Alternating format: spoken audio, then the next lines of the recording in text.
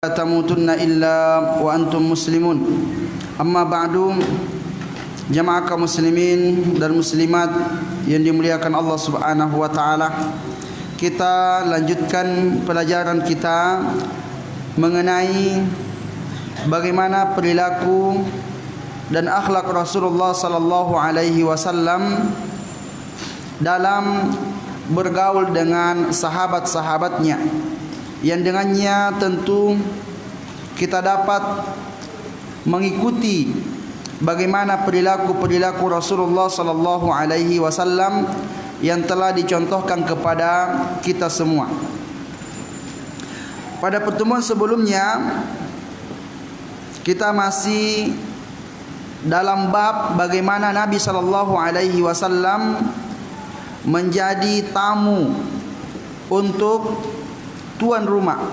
Seperti apa Nabi sallallahu alaihi wasallam memberikan kepada kita contoh dalam bertamu. Sebelumnya penjelasannya Nabi sebagai tuan rumah, seperti apa beliau memperlakukan tamu. Dan juga berikutnya Nabi sallallahu alaihi wasallam yang bertamu, seperti apa beliau dalam bertamu. Tentu kita berada pada semua orang berada pada dua posisi itu. Kadang dia jadi tuan rumah, kadang dia yang bertamu. Tentu semuanya ada akhlaknya masing-masing. Kita telah menyebutkan hadis di mana Nabi sallallahu alaihi wasallam suatu hari menemukan Abu Bakar dan juga Umar di luar rumah, dalam keadaan biasanya orang tidak keluar di waktu-waktu itu. Kemudian Nabi SAW bertanya kepada mereka, apa yang menyebabkan kalian keluar rumah di waktu-waktu seperti ini? Maka kedua sahabat Nabi SAW menjawab, al-ju', ya Rasulullah, rasa lapar yang membuat kami keluar dari rumah kami ya Rasulullah. Kemudian Nabi SAW pun menyampaikan, saya pun keluar karena gara-gara lapar. Mari kita berangkat menuju rumah fulan, seorang sahabat Ansari. Lalu ketika Nabi SAW, Abu Bakar dan Umar sampai di rumah sahabat itu, ternyata orangnya tak ada di rumah. Yang ada hanya istrinya saja. Lalu Nabi SAW bertanya kepada istrinya, suamimu kemana? Oh, lagi keluar rumah pergi ambil air. Lalu istrinya mempersilahkan Rasulullah SAW juga Abu Bakar dan Umar masuk ke dalam rumah sambil menunggu suaminya datang. Lalu kemudian ketika tuan rumahnya datang, lalu memberikan kepada Nabi SAW hidangan dengan buah-buah kurma. Ada yang masih muda, ada yang sudah kering. Lalu berikutnya tuan rumah ini pun menyembelih kambing. Lalu Nabi SAW pesankan padanya, kalau kamu menyembelih kambing, jangan kambing yang lagi punya air susu. Pilih kambing yang tak mempunyai air susu. Kemudian setelah itu dihidangkan makan. Lalu Nabi SAW ingatkan kedua sahabatnya bahwa apa yang telah Allah Subhanahu wa taala berikan dari nikmat yang kalian makan saat ini adalah merupakan nikmat yang kelak Allah Subhanahu wa taala akan tanya kalian pertanggungjawabannya. Maka hadis ini jamaah yang dimuliakan Allah Subhanahu wa taala mempunyai banyak kandungan pelajaran. Di antaranya adalah makana alaihi Nabi sallallahu alaihi wasallam wa kibaru ashabihi min at-taqallul min ad-dunya, bahwa Nabi sallallahu alaihi wasallam dan sahabat-sahabat terkemuka mereka itu semuanya zuhud terhadap dunia. Tidak ada di antara mereka yang berpoya-poya dengan dunia, walaupun itu mampu dia untuk melakukannya. Nabi mampu untuk bersenang-senang, memenuhi seluruh kebutuhan-kebutuhan hidupnya. Begitupun Abu Bakar, begitupun Umar, ya. Abu Bakar dan Umar. Kalau bicara tentang sedekah, Abu Bakar orang yang paling hebat dalam bersedekah. Umar, ya, angkat tangan kalau masalah sedekah. Di mana Umar pernah mengatakan saat ini di perang Tabuk, dia mengatakan hari ini saya akan kalahkan infaknya Abu Bakar. Maka dia berinfak separuh hartanya, 50%. Lalu ternyata Abu Bakar 100%. Dia mengatakan enggak bisa saya menandingi, ya, amalan daripada Abu Bakar. Namun ternyata dalam kehidupan sehari-harinya kadang lapar, ya. Menunjukkan bahwa dia orang yang sederhana, ya. Kalau lagi punya banyak harta, banyak pula dia infaknya. Lagi habis ya habis, enggak ada yang tersisa sampai lapar dia, ya. Begitupun Umar radhiyallahu anhum. Maka sahabat-sahabat Nabi sallallahu alaihi wasallam itu, ya, mereka tidak begitu cinta terhadap dunia, ya. Mereka tidak bermewah-mewahan dalam kehidupan dunia. Kemudian berikutnya, jawazu dzikril insan ma yanaluhu min alam. Seseorang itu kalau lagi sakit, lagi lapar, boleh dia sebutkan kalau dia lagi lapar, dia lagi sakit, ya. La ala sabilit tasyakki wa adamir ridha. Namun kalau dia menyebutkan semuanya itu bukan karena dia itu menyebutkannya tidak ridha. Jadi boleh saja kita sebutkan, tapi kita menyebutkannya itu bukan karena aduh lapar lagi. Kadang-kadang dia tidak ridha dengan keadaannya itu, dengan takdir yang Allah Subhanahu wa taala telah tetapkan padanya. Namun, ya, balit tasliyati wat tasabbur. Namun, ya, sahabat Abu Bakar, sahabat Umar, dia menyebutkan tentang keadaan yang dia rasakan saat itu litasliyah, untuk, ya, at-tasliyah itu untuk mencoba menyenangkan dirinya daripada dipendam. Berat kali rasanya dipendam gini. Walit tasabbur, tujuannya untuk supaya dia mampu lebih sabar lagi, ya, menahan daripada keadaan-keadaan sulit itu. Waliltimasi du'ain au musa'adatin ala tasabbu fi izalati dzalikal 'arid. Atau dengan tujuan supaya ada orang yang panggil, ya, ada orang yang dapat membantu dia supaya kesulitan-kesulitan yang dia hadapi saat itu bisa hilang dengan, ya, adanya orang lain yang membantunya. Jadi kalau lagi lapar lalu kita sebut kepada kawan, aduh saya lagi lapar ini. Yang mana tahu dia ada yang ajak kita makan kan? Nah, itu hukumnya boleh, Tapi kali lagi lapar lagi saya. Nah, itu beda ekspresinya, yang seakan-akan dia tidak terima dengan keadaan itu. Jadi kalau tujuannya untuk menyabarkan diri, untuk menyenangkan diri supaya kondisinya bisa lebih lega dia ketika dia sebutkan, atau supaya ada orang yang panggil dia makan, maka hukumnya boleh seseorang itu menyebutkan kesulitan-kesulitan yang lagi dia hadapi. Kafi'lihi sallallahu alaihi wasallam huna, ya, seperti, ya, apa yang Nabi sallallahu alaihi wasallam, ya, sebutkan. Karena Nabi juga sebutkan, saya juga lagi lapar ini, ya. Kamu kenapa? Saya lapar. Ya, kamu Umar kenapa? Saya juga lapar. Jadi menyebutkan kondisi saat itu, ya.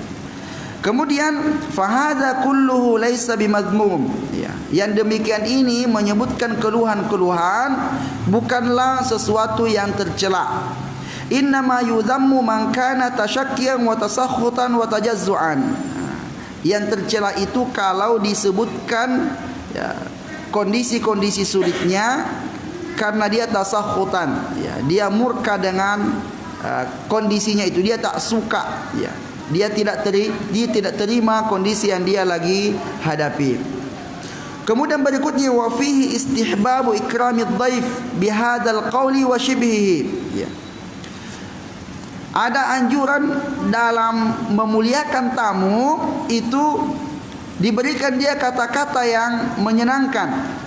Di saat Nabi SAW datang ke rumah sahabat ini, maka orang itu mengatakan, saya adalah orang yang paling bahagia hari ini sebagai tuan rumah.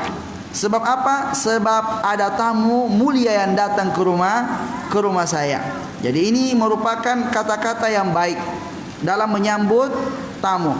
Masya Allah, alhamdulillah ada tamu mulia yang datang ke rumah saya hari ini. Ya, jangan pula kesal dia, aduh dia pula lagi datang lagi, ya kan? Nah, itu kesal dia. Ya, apalagi kalau tamunya dengar gitu kan, tak suka ternyata saya datang ke rumahnya gitu. Namun diberikan dia kata-kata yang baik, yang menunjukkan bahwa dia senang atas kedatangannya. Wa izharus sururi biqudumihi, hendaklah dia menampakkan kebahagiaan biqudumihi, karena datangnya tamu itu ke rumahnya. Wa ja'alahu ahlan lidzalik, dan dia menjadikannya sebagai orang yang tepat, karena dia datang. Jangan dia datang enggak suka dia kalau orang itu datang. Kullu hadza wa shibhu ikramul lidhaif. Semua perkara-perkara seperti ini adalah merupakan bagian dari ikramud dhaif yang Nabi SAW wajibkan kita untuk memuliakan daripada tamu. Ya, bukan hanya sekedar memuliakan tamu itu dengan memberikan dia makan yang enak, tapi dengan raut wajah yang ceria, kata-kata yang menunjukkan kesenangan. Karena dia datang itu juga bagian daripada ruang lingkup ikram ad-dhaif. Kemudian wa fihi jawazu sama'i kalamil ajnabiyyati wa muraja'atiha al-kalam lil haja. Di sini seseorang boleh untuk mendengarkan pembicaraan seorang wanita, istri. Boleh istri kalau ada tamu kemudian dia berkomunikasi dengan tamunya. Di mana ketika Nabi SAW sampai ke rumah sahabat Ansari ini, maka istrinya menyampaikan bahwa suaminya tak ada. Ditanya dia, mau kemana suamimu? Oh, pergi ambil air gitu. Jadi ada komunikasi antara Nabi SAW dengan istrinya. Jadi boleh-boleh saja seorang istri ada tamu, karena nggak ada suaminya, dia pun masuk ke dalam kamar, diam dia. Ya. Ini perlu dipahami oleh seorang istri dalam menghadapi tamu. Ya. Bahwa boleh dia kalau ada ketuk-ketuk dia waalaikumsalam. Ya, mohon maaf suami saya lagi tak ada. Ya, kalau boleh menunggu silahkan menunggu. Ya. Jadi kata-kata atau nanya dia suaminya kemana? Oh, dia lagi pergi, kapan dia pulang? Kan ada komunikasi. Hal-hal itu dibolehkan bagi seorang istri dalam menghadapi tamu. Jangan sampai gitu ada tamu datang ketuk-ketuk, karena suaminya tak ada, dia pun masuk ke dalam kamar gitu kan. Capek dikutuk-kutuk. Habis itu karena orang ini butuh sama suaminya, nanya sama tetangga, orang ini mana penghuni rumah ini? Ada kok, barusan istrinya masuk ke dalam. Memanglah istrinya ini memang dia tak becus ini, ya. Maka boleh untuk diajak berkomunikasi. Kemudian lil hajah, tentunya karena ada kebutuhan di situ. Tapi kalau hanya untuk diajak ngobrol-ngobrol lain, bukan tujuannya pula diajak dia ngobrol-ngobrol, ini yang tidak bagus. Kemudian jawazu idnil mar'ati fi dukhuli manzili zawjiha. Bolehnya seorang istri mengizinkan orang lain masuk ke dalam rumahnya. Liman alimat muhaqqaqan annahu la yakrahuhu. Kalau istrinya ini betul-betul tahu kalau orang itu masuk ke dalam rumahnya, suaminya enggak marah. bihaitsu la yakhlu biha al-khulwa al-muharramah, dengan syarat jangan dia berkhalwat, bersepi-sepi.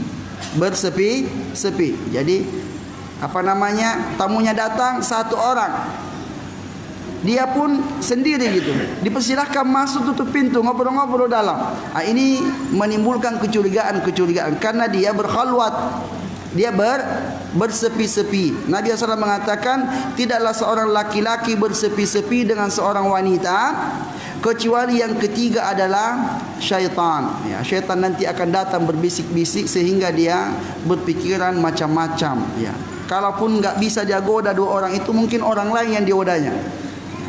Itu ada masuk dalam itu, apa dia kerja dalam itu, akhirnya muncullah fitnah gitu. Namun di sini Nabi, Abu Bakar, Umar, 3 orang. Ini bukan bersepi-sepi lagi namanya, karena sudah banyak, dan nggak mungkin terjadi hal-hal yang yang tak diinginkan. Kemudian orang yang datang itu orang yang dikenal dengan baik. Dia orang baik, ya. Akhlaknya baik, agamanya baik. Sehingga kalaupun suaminya tahu ada orang datang, dia tidak akan marah karena dia tahu orangnya, ya. Karena yang ada di dalam hadis Nabi SAW, di antara hak seorang suami terhadap istrinya adalah tidak boleh mengizinkan ada orang lain masuk ke dalam rumahnya, mimman yakrahuhu, di antara orang yang dia tak suka. Mungkin orang yang asing gitu, kenapa pula kamu izinkan masuk dia? Ya, kita nggak kenal dia. Tapi kalau orang yang sudah dia kenal dengan baik, maka boleh-boleh saja dia terima dia sebagai tamu walaupun suaminya tak ada. Kemudian wa fihi istihbabu hamdillahi ta'ala inda husuli ni'matin zahirah, kama yustahabbu inda indifa'i ni'matin kanat mutawaqqa'ah, wa fi dzalika minal ahwal. Juga dianjurkannya seseorang untuk memuji Allah Subhanahu wa taala ketika dia mendapatkan nikmat. Kita mengatakan alhamdulillah, segala puji bagi Allah, kita dapat nikmat hari ini. Ya, itu perintah untuk memuji Allah Subhanahu wa taala. Sebagaimana juga diperintahkan seseorang untuk memuji Allah Subhanahu wa taala ketika dia terhindar dari sesuatu yang buruk. Ya, karena nikmat itu ada 2, nikmat kita dapatkan yang baik atau kita terhindar dari sesuatu yang buruk, itu juga bagian daripada nikmat, sehingga dua-duanya kita diperintahkan untuk mengucapkan alhamdulillah, segala puji bagi Allah Subhanahu wa taala. Berikutnya istihbabu izharil bishr wal farah bid-dhaifi fi wajhihi wa hamdillahi ta'ala wa huwa yasma'u ala husuli hadhihi ni'mah. Dianjurkannya seseorang untuk menampakkan kebahagiaan, kesenangan, ya, dengan datangnya tamu ke rumah kita. Juga diperintahkan dia untuk memuji Allah Subhanahu wa taala yang tamunya dengar. Karena pada saat itu sahabat Ansari ini, ya, memuji Allah Subhanahu wa taala, ya, dan menampakkan kebahagiaannya, kesenangannya di hadapan Nabi SAW, dan Nabi dengar kata-katanya. Jadi perlu diperdengarkan gitu, biar tamunya ini pun merasa tuan rumahnya, ya, tidak keberatan dengan kita bertamu ke rumahnya. Kemudian wasana ala dhaifihi illam yakhaf alaihi fitnah, fa in khafa lam yusni alaihi fi wajhihi. Ya. Juga kita boleh untuk memuji tamu, ya. Kalau tamunya ini kita yakin dia nanti enggak GR, enggak sombong nanti, ya, tapi kalau diragukan maka jangan dipuji di hadapannya. Tapi kalau dia itu orang baik, enggak mungkin dia berperilaku buruk kalau dia dipuji-puji, maka tidak mengapa dia untuk dipuji-puji saat itu, bahwa kamu itu orang baik, masya Allah, dan seterusnya. Lalu fadilatu hadzal ansari wa balaghatuhu wa 'azimu ma'rifatihi li'annahu ata bi kalamin mukhtasarin badi'in fil husni fi hadzal mawtin. Dia mengatakan bahwa keutamaan sahabat Ansari ini menunjukkan bahwa sahabat Ansari ini bukan sahabat yang biasa. Ini sahabat yang luar biasa, sebab dia, sikap dia ketika didatangi rumahnya oleh Nabi SAW, sikapnya sangat baik, ucapannya sangat baik, pelayanannya sangat baik ya kepada Nabi SAW, menunjukkan bahwa sahabat Ansari ini layak untuk dijadikan sebagai panutan, uswah dalam hal ya menjamu tamu ya, sehingga ya nama sahabat ini diabadikan oleh Allah Subhanahu wa taala. Ya, karena hadis ini terus dijadikan sebagai dalil bahwa bagaimana semestinya seorang tuan rumah dalam menjamu seorang tamu. Berikutnya, istihbabul mubadarati ila dhaifi bima tayassar. Dianjurkannya seseorang untuk segera menghidangkan kepada tamu apapun yang ada. Jadi ada, sebelum dia dikasih makan berat, kasih dulu apa gitu, kasih makan kerupuk ke apa ke, biar dia enggak kering gitu kan. Duduk aja begini, apalah kita mau buat di sini, lama kali. Ini baru pula dipotong itu kambingnya, lama kali kan. Kita nunggunya kapan ini kering, ini enggak ada, enggak dikasih air, enggak dikasih makan ya. Maka para ulama memberikan sebuah penjelasan bahwa ketika sahabat itu datang ya, karena dia bawa air, datang dia, maka langsung dia masuk ke rumahnya dan mengambil satu tandan kurma. Silahkan dimakan. Nah, habis kasih air dia minum. Habis itu barulah dia sibuk untuk cari kambing. Makanya Nabi SAW karena dia mau keluar, mau ambil pisau gitu, kalau kamu mau potong kambing jangan yang ada susunya ya. Ya, maka Nabi SAW ditinggal dalam keadaan sudah ada hidangan di hadapannya. Jangan dia ditinggal, tunggu dulu ya, saya mau pergi dulu ke warung. Tak ada dikasih apa-apa, paling tidak dikasih air, dikasih kerupuk, dia kasih biskuit gitu kan. Ada dia cicipi dulu, kemudian kita sibuk untuk menyiapkan yang lainnya. Wa ikramuhu ba'dahu bi ta'amin yasna'uhu lahu ya. Setelah dia diberikan hidangan muqaddimah ya, berikutnya disunahkan untuk memberikan makanan berat ya, makanan ringan dulu dikasih, setelah ringan baru berat. Karena sahabat ini 2 kali dia menjamu Nabi SAW. Pertama dijamu dengan buah-buahan, kurma, kemudian berikutnya dijamu dia dengan makan berat. La siyama in ghalaba ala zannihi hajatahu fil hali ila ta'am. Apalagi kalau ya memang wajahnya wajah-wajah lapar gitu. Wajah-wajah lapar, atau paling tidak dia datang bertamu ke rumah kita di waktu makan gitu. Jadi kasih dia makan. Ya, mana tahu dia ini memang orang lapar, dari pagi dia belum makan lagi. Pas makan siang cuma dikasih air minum saja. Padahal ini sudah waktu makan ya Allah. Tak dapat siang ini, nanti sampai sore malam lagi ya, sungguh sangat lapar dia. Maka kalau ada orang bertamu waktu makan siang ya, kita kasih dia makan siang gitu. Wa qad yakunu syadidul haja ila ta'jil wa qad yashqu alaihi intizar ma yasna'u lahu listijalihi lil insiraf. Atau mungkin orang ini ya, sangat butuh, dia sangat butuh dan berat baginya untuk menunggu lama.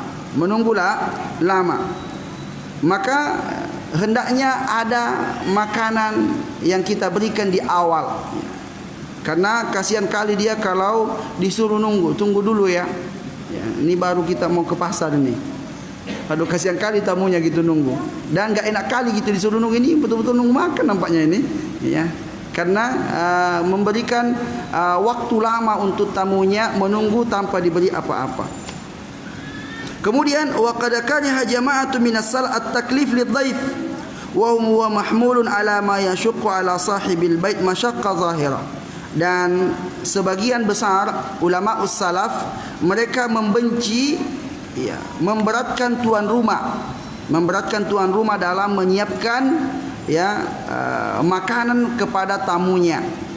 Namun ini, ya, maksudnya kalau, ya, memang terlalu berat dan orangnya itu nggak bisa kan, nggak bisa dia, tapi dia pun nuntut gitu, ya. Kalau paling tidak basa-basi lah, nggak usah lah, yang ringan-ringan saja gitu. Nah, itu yang diinginkan oleh para salafus saleh, ya. Namun di sini Nabi SAW biarkan sahabat itu dikasih kurma, sibuk-sibuk lagi mau pergi cari kambing, biarkan dia. Bahkan Nabi katakan, kalau potong kambing ya jangan yang ada susunya, ya. Ya dibiarkan dia untuk sibuk. Kenapa? Karena Nabi SAW tahu orang ini mampu. Orang ini mampu. Nah, jadi kalau tuan rumahnya enggak mampu, jangan juga dibiarkan dia berat untuk menjamu kita. Kenapa? Li'annahu dzalika yamna'uhu minal ikhlas. Karena bisa saja hal itu mencegahnya untuk ikhlas.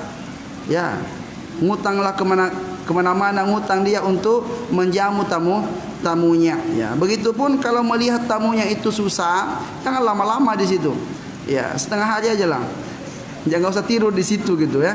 Nah, jangan pula ditambah 2 hari 3 hari, kasihan tuan rumahnya, ya. Untuk dia dan anaknya saja susah, datang pula nih tamunya nggak mau pergi-pergi, ya. Maka seorang tamu harus juga bisa membaca kondisi dan keadaan tuan rumah. Kemudian wa fihi jawadus syaba'. Dalam kisah ini juga Nabi SAW, kemudian Abu Bakar, kemudian Umar makan dengan kenyang, ya, kenyang dia. Ini kesempatan ini makan, ya kan. Jadi boleh seseorang itu sesekali makan dengan kenyang. Juga disebutkan bahwa kalau tuan rumah, kalau jadi tuan rumah ada tamu datang, jangan pula tuan rumahnya yang paling duluan selesai, nanti malu tamunya gitu kan. Maka boleh seseorang itu makan kenyang, ya, kalau dia jadi tuan rumah, ada tamu yang datang, sehingga tambah lagi, dia pun tambah gitu kan. Nah, sehingga dia pun jadi kenyang, ya. Dalam kondisi seperti itu beda kalau, ya, makan sendiri sama keluarga, mau sedikit aja makannya nggak ada masalah, ya. Mana tahu ini tamunya betul-betul lapar, kita cuma makan sedikit, tamunya lihat tuan rumahnya makan sedikit, kita juga nggak boleh makan banyak-banyak, berarti nih cepat kali dia berhenti. Masa ya tamunya masih makan lagi, dia sudah berhenti, udah pindah tempat lagi, ya. Lebih baik nggak usah makan kalau nggak mau makan, kayak yang kita ceritakan sebelumnya, ya. Dia hanya memberikan kepada Nabi SAW makan, kemudian dia pergi lanjutkan kerjanya, ya, daripada ikut makan tapi makannya sedikit, tamunya ternyata lapar, ya enggak enak, dia malu dia untuk banyak makan. Nah, begitupun, ya, disebutkan jawazus syaba' wa amma ma jaa fi karahiyati syabai fa mahmulun 'alal mudawamati 'alai. Adapun dalil yang makruh, yang membenci orang itu kenyang, ya, kalau terus-terus kenyang, setiap makan kenyang, setiap makan full, itu makruh, dibenci, ya. Li'annahu yuqassil qalba wa yunsi amran muhtajin. Karena itu dapat menjadikan hati menjadi keras dan, ya, tidak peka terhadap orang-orang yang miskin, orang-orang yang susah. Kenapa? Karena enggak pernah dia merasakan rasa lapar, ya. Jadi enggak pernah dia tahu tentang kondisi orang-orang yang miskin itu. Kemudian berikutnya, wa an Laqit ibni Sabrah radhiyallahu anhu qala, dari Laqit bin Sabrah radhiyallahu anhu berkata, qadimna ala Rasulillah sallallahu alaihi wasallam falam nusadifhu fi manzili. Kami pernah datang ke rumah Nabi sallallahu alaihi wasallam dan kami tidak menemukan Nabi di rumahnya. Wasadafna Aisyah ummul mukminin. Namun kami menemukan Aisyah. Kira-kira apa yang akan dibuat oleh Aisyah untuk tamu Rasulullah sallallahu alaihi wasallam. Maka qala fa amarat lana bi khaziratin. Aisyah ketika itu menjamu kami, enggak ada nabi. Silakan masuk. Kemudian Aisyah memberikan menjamu tamunya itu bi khazirah. Khazirah ini adalah masakan terbuat dari gandum lalu dicampur dengan daging. Ya, jadi makanan yang istimewa ya yang dibuat oleh Aisyah radhiyallahu anha untuk tamu Rasulullah SAW. Kemudian wa ataina biqina'in. Kemudian Aisyah itu datang membawa satu piring kurma plus makanan. Summa jaa Rasulullah sallallahu alaihi wasallam. Setelah kami dihidangkan semua makanan itu, barulah Nabi SAW datang. Faqala, maka Nabi mengatakan, hal asabtum syai'an au amara lakum bi syai'. Nabi langsung bertanya, sudah dicicipi belum ini? Ya, hidangannya. Ya. Au amara lakum bi syai', atau Aisyah itu sudah mempersilahkan atau belum ini? Kenapa enggak dicicipi gitu? Ya, seakan-akan orang itu ya belum makan daripada apa yang dihidangkan oleh Aisyah. Namun Aisyah radhiyallahu anha sudah menghidangkan ya jamuan untuk tamunya itu. Qala faqulna na'am ya Rasulullah. Maka kami menjawab, iya kami sudah cicipi ya Rasulullah. Qala fa baina nahnu ma'a Rasul julus iddafa ar-ra'i ghanamahu ila al-mara'. Ketika kami duduk bersama Nabi sallallahu alaihi wasallam, tiba-tiba ada pengembala datang ya menggiring kambingnya. Maka Nabi sallallahu alaihi wasallam ya bertanya padanya ya, karena dia bawa ada anak kambing yang baru lahir itu berteriak-teriak. Nah, Nabi SAW tanya, ma walatta ya fulan, apa yang telah kamu lahirkan wahai fulan? Qala bahma, ya anak kambing ya Rasulullah. Qala fasbah lana makanaha syat. Maka Nabi mengatakan, tolong kamu sembelikan untuk kami satu ekor kambing. Ini untuk tamu ini, untuk tamu. Summa qala, kemudian Nabi SAW berkata, la tahsabanna anna min ajlika zabahnaha. Tapi Nabi berkata kepada tamunya, jangan kamu mengira ya bahwa kami menyembelih kambing ini gara-gara kamu. Gara-gara kamu. Nabi SAW ya tidak ingin merasa diberatkan, atau supaya sahabat ini tidak merasa bahwa kami telah memberatkan Nabi SAW dengan ya datang bertamu kepadanya. Maka Nabi ingin menghilangkan ya pikiran-pikiran itu. Maka Nabi mengatakan, jangan kamu menyangka bahwa kami menyembelih kambing gara-gara kamu. Tidak. Lana ghanamun mi'ah, karena kami itu punya kambing 100. La nuridu an tazida, kami tidak ingin kambing kami itu lebih dari 100. Ini baru lahir satu, lebih 100 ini, 101 sekarang. Maka fa idza walada ar-ra'i bahma, kalau ya ada kambing yang melahirkan satu ekor anak, zabahna makanaha syat, maka kami akan sembeli kambing yang lain supaya jumlahnya tetap 100 ya. Maknahu tarkul i'tidadi 'ala dhaifi wat tabarru' min ar-riya ya. Di sini ya Nabi sallallahu alaihi wasallam ya mengucapkan ucapan itu ya karena tidak ingin ya berpikiran ya tamunya itu memberatkan Nabi. Yang kedua, at-tabarru' minar riya. Ya, Nabi ingin berlepas diri dari riya. Ini bukan ria-riaan ini. Mau dipuji saya melakukan seperti ini kepada tamu. Namun jamaah sekalian, di sini penjelasannya bahwa ketika ada tamu datang ke rumah Rasulullah dan Aisyah yang menjamunya, itu hukumnya boleh. Hukumnya boleh. Sebagaimana tadi ya sebelumnya juga ya, istrinya yang mempersilahkan masuk ke dalam rumahnya walaupun suaminya tak ada. Ya tapi kalau aman fitnah, kalau ya diragukan ada fitnah maka jangan ya. ataupun mungkin ya tamunya bisa dijamu di teras yang tak sampai ke dalam kalau terasnya ada gitu. Sehingga seperti itu. Sebab Nabi SAW juga pernah kedatangan tamu seorang wanita, ya, masuk ke dalam rumah Nabi SAW ingin bertanya. Tapi Nabi sama wanita ini berdua dalam rumah. Ini enggak bagus ini. Maka apa yang dibuat Nabi? Nabi bawa wanita itu keluar ke tengah jalan. Nah, nanya sekarang di sini. Jangan nanyanya di dalam rumah. Ini enggak bagus kalau nanyanya di dalam rumah karena khalwat. Ya, maka ditarik bawa dia. Ayo kemari. Jadi ngobrolnya di jalan. Ya, walaupun berdua tapi dia tidak khalwat namanya. Karena tempatnya terbuka, banyak orang yang melihat, ya. Yang disebut khalwat itu berdua-duaan di tempat yang sepi, ya, jauh dari pandangan orang. Nah, maka itu namanya khalwat yang dilarang dalam Islam. Kemudian di sini innar rajula idza nazala inda ahadin dhaifan wa lam yajidhu fi manzili. Apabila ada orang yang mampir ke rumah atau bertamu ke rumah dan dia tidak menemukan tuan rumahnya yang laki-laki, fal mustahabbu li ahlihi an yut'imuhu syai'a, maka dianjurkan kepada istrinya untuk menjamunya,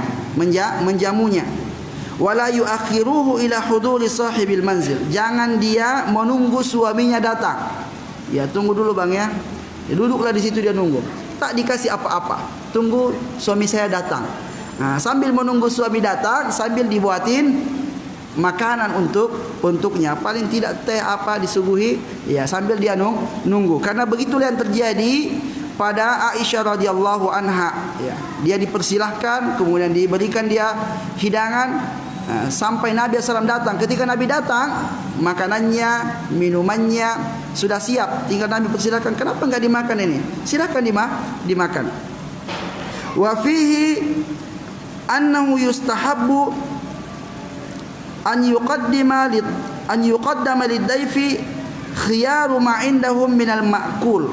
Ya, juga disunnahkan atau dianjurkan seseorang kalau menjamu tamu diberikan yang terbaik. Diberikan yang terbaik. Sebagaimana Aisyah dia berikan yang terbaik kepada suaminya kalau memang dia punya yang terbaik. Ya, jadi yang terbaik yang dikeluarkan, jangan yang gosong-gosong aja dikeluarkan. Ya, dia buat kue yang bagus-bagus ya untuk keluarga, yang hangus-hangus ini untuk tamu. Nah, tapi biasanya terbalik gitu. Yang hangus-hangus untuk keluarga, yang bagus-bagus untuk tamu.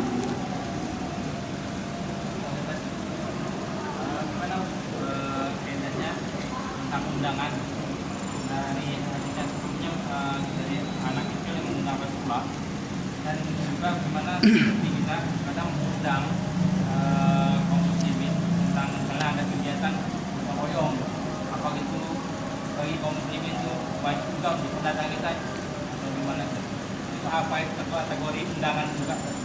Ya, yang dimaksud di sini undangan hajatan ya. Idza da'ahu fa ajibhu.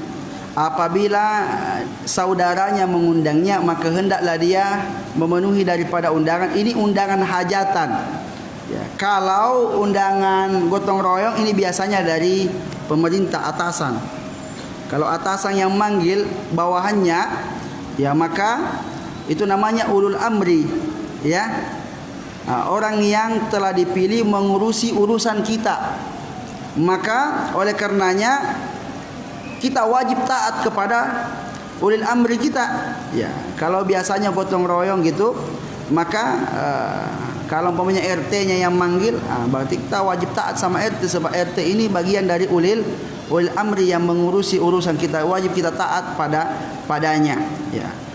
Ataupun mungkin kalau pondok gitu, ya kalau sifatnya pengurus masjid ngajak jamaah untuk gotong royong, ini tidak sifatnya wajib. Sebab Nabi ketika bangun masjid, Nabi terjun langsung kerja. Dan sahabat mengerti. Ya, kalau kita duduk-duduk itu disebutkan dalam sebuah syair. Ya, kalau kami duduk-duduk dan Nabi kerja, itu sungguhlah perbuatan yang sangat tercela bagi kami. Maka mereka pun semuanya semangat untuk membangun masjid ya. Walaupun saat itu Nabi SAW panggil sahabat untuk kerja dan Nabi juga ikut kerja ya. Tapi tidak ada yang dicela, yang enggak datang enggak dicela ya. Namun yang hadir pada saat itu dia itu ya mengerti, masa Nabi yang kerja ya, kita yang duduk-duduk, kita tak datang kerja gitu. Masa Pak Imam yang sapu-sapu masjid ya. Kemudian kita jamaah tinggal datang begitu saja ya. Mesti ada kepekaan dalam diri ya, sebagaimana sahabat-sahabat Nabi SAW mereka peka terhadap ya hal-hal seperti itu, sehingga mereka dengan tanpa dipanggil-panggil oleh Nabi SAW mereka mengerti sendiri ya, seperti namun ya kalau sifatnya seperti ini, panggil untuk gotong royong bersihkan masjid tidak sampai sama dengan idza da'ahu fa'ajibhu. Ini masalahnya dipanggil kerja masalahnya ya. Taib, mungkin itu yang dapat kita sampaikan. Wa sallallahu ala nabiyyina Muhammadin wa ala alihi wa sahbihi wa sallam. Subhanakallahumma wa bihamdika asyhadu an la ilaha illa anta astaghfiruka wa atubu ilaik. Wassalamu alaikum warahmatullahi wabarakatuh.